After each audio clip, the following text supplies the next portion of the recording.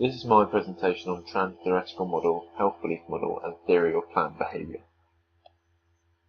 Firstly, the trans-theoretical model. There's 5 stages of this: pre-contemplating, contemplating, preparation, action, and maintenance. For pre-contemplating, it means you are not ready, and you are unlikely to engage in the near future, so take about 6 months for this, and you are encouraged to think about positives and negatives. Contemplating is getting ready, the intention to engage in the behaviour. This takes around about 2 years. So you appreciate the positives of change, and you may still try to avoid action. Third one is preparation. You are ready. You get gradual steps to fit into their life, and you might tell your family and friends about what you're doing. Action is doing the actual behaviour, and you need to keep working hard. And it's also useful to learn techniques to enhance commitment. And doing well, but could move back through the steps. Number 5 is maintenance. It's your changed behaviour months ago, so you share experience and seek support. Important to be self-aware, needed to be challenged, and you also feel confident to overcome barriers. So there's a diagram down at the bottom right corner there. The next one is health belief model. Perceived threats, benefits and barriers, cues to action, and self-efficacy. Perceived threats is risks of negative health outcomes and how bad the consequences of negative outcome can be.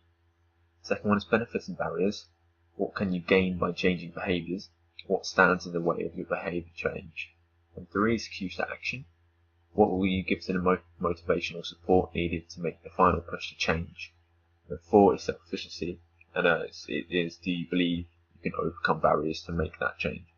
We also have another diagram for the health belief model at the bottom right. The next one is theory of planned behaviour. It's behavioural attitudes, subjective norms, and perceived behavioural control. Behavioural attitude is how someone feels about behaviour when evaluated. There's 2 types of this, and it's affective behaviour. It's behaviour to be enjoyable or not, or how it makes you feel. Instrumental behaviour is beneficial or harmful, and what can it do for you. Subjective norms, support by your family and friends and others. Advice can be approval or disapproval. There's 2 types of this as well. Injunctive norms it encourages the behaviour, and descriptive norms, like do the other people do the behaviour as well. Perceived behavioural control is perceived control over the environment. You feel capable and confident they can actually do the behaviour. So that equals important in defining actual behaviours, or how easy or hard it will be to complete it. This is my first scenario. John is a Sunday League cricketer. He has just recently started up playing for a Sunday League team, so he's new to his surroundings. John played in his first match last Sunday, but did not perform at his very best. Their team lost. After the game, even though they played bad, his coach said to him that he performed decent and there is room for improvement. After the game, John thought he made his coach angry, so he spent all day in his room locked away sulking. The week after, John listened to his coach about what to do in the game, and the following Sunday, John played 100% better than he did previously. These are the 2 things that I picked out for this scenario. Subjective norms, or injunctive norms, that I chose because it was encouragement from the coach that he played decent and that there was room for improvement. Subjective norm worked as it helped John to change his behaviour from playing bad to playing 100% better than he did on the previous Sunday.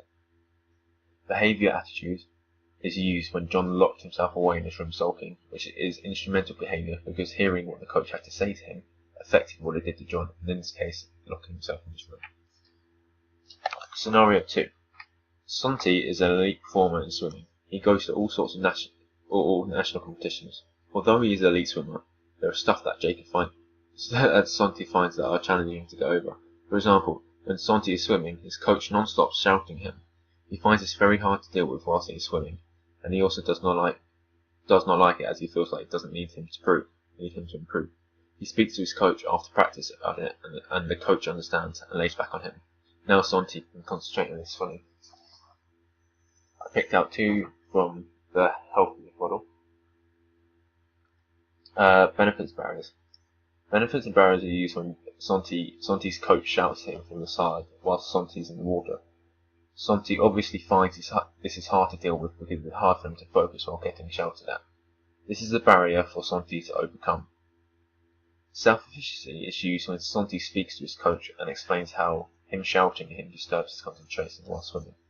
This shows how Santi has overcome his barrier, because now his coach's leg are thin shouting at him. Scenario 3.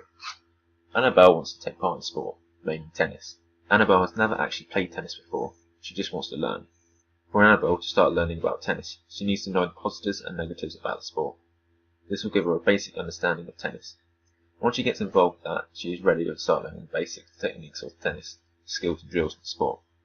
She learns the techniques but then feels that she doesn't really want to learn anymore, but she wants to get straight into a game, which could be worse for Annabelle. Pre-contemplating is usually when Annabelle starts thinking of the negatives and positives of the sport. Action is used when she learns the techniques and enhances commitment to the sport, but then she realizes she doesn't want to learn the techniques anymore and just wants to get into a match. This could be bad for Annabelle, as she may move back through the steps that she has just learned.